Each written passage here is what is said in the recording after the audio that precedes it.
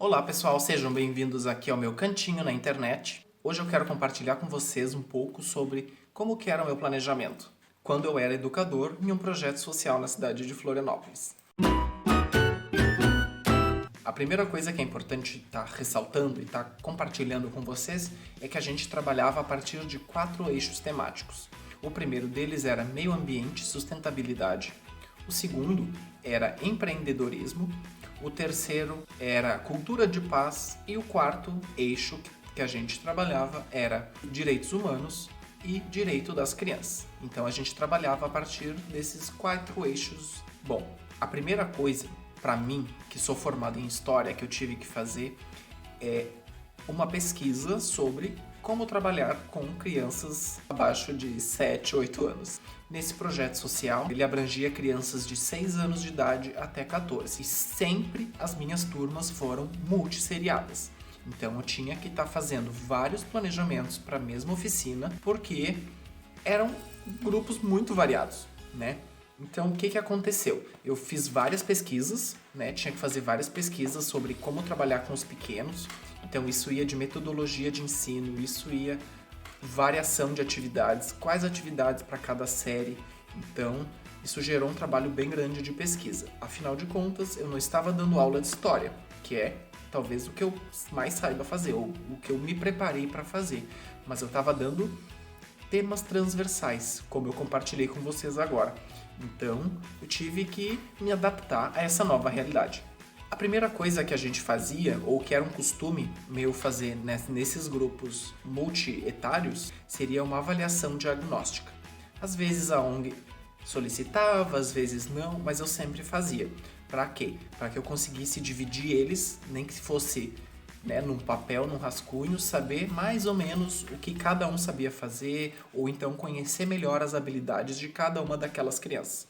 Isso não é uma atividade feita rapidamente, isso demora 1 semana, 2 semanas eu demorava para estar fazendo ali com um convívio diário com eles, né? Ressaltando isso. Então eu fazia.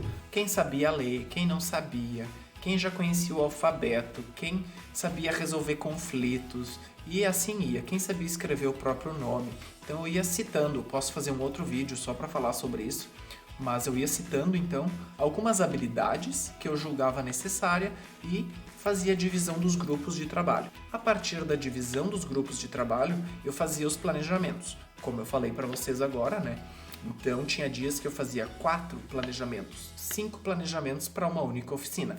Para quê? Para que eu pudesse contemplar cada grupo de criança dentro dessa oficina, para que eu pudesse estimular da maneira mais ideal possível cada uma dessas crianças. Então, às vezes a atividade ficava um pouco difícil dentro de um único grupo, às vezes ela era um pouco mais fácil, variava muito. O nível de estudo dessas crianças ou o acompanhamento que elas têm é muito variado. Então, tu tem criança com a mesma faixa etária na mesma turma que tem habilidades diferentes, que tem necessidades diferentes também. Então, aquela criança que está fazendo uma atividade, ela era colocada a ajudar aquela criança que tinha um pouco mais de dificuldade. Sempre havia como eles estarem trabalhando em grupo, trabalhando em equipe, está se ajudando. Feito o diagnóstico, separado os grupos e feito o planejamento específico para cada um desses determinados grupos, havia o planejamento de atividades curtas. Geralmente 1 ou 2 atividades por grupo, por dia. Por quê? Porque nessa faixa etária vamos nivelar hipoteticamente em 7 anos ou 10 anos de idade.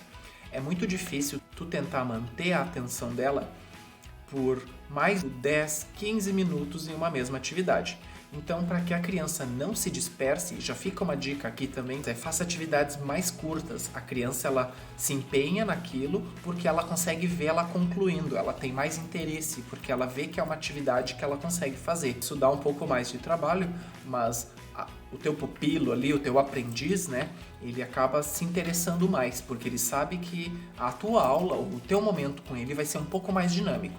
Então é uma coisa que eu aprendi. Atividades com mais de 20 minutos tendiam a dispersar um pouco a turma. Então, filmes muito longos não servem, por exemplo. Então eu optava pelos curta-metragens e utilizava a partir dos curta-metragens bem selecionados a temática de trabalho e lançava então uma segunda atividade.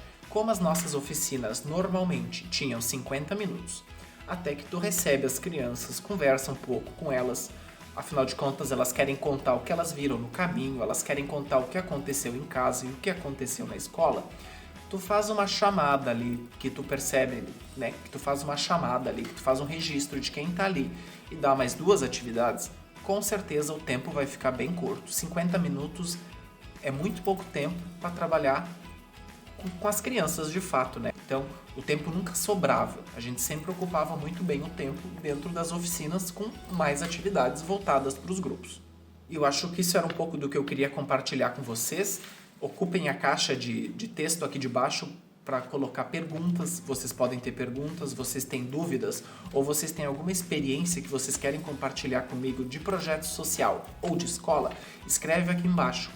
Eu vou ter bastante tempo para estar lendo os comentários, para estar interagindo com todo mundo e eu acho que a ideia do canal é muito essa, é a ideia de compartilhar conhecimento. Eu estou aprendendo muito, eu sou formado há alguns anos, mas eu tenho pouca experiência ainda na parte pedagógica, na parte prática. Eu estou querendo compartilhar esse conhecimento com vocês e, por favor, utilizem a caixa aqui de baixo para compartilhar o conhecimento de vocês também. Se inscreve no canal, eu vou estar lançando mais vídeos sobre educação social, vai ser a minha primeira playlist aqui do canal, e depois eu vou estar falando sobre metodologia de ensino de história, formação de professores. A gente está numa quarentena e eu acho que um vídeo rápido sobre isso que te põe a pensar é muito importante. Então fica em casa, fica comigo e vamos estudar um pouco. É isso aí, gente. A gente se vê na próxima. Muito obrigado. Tchau!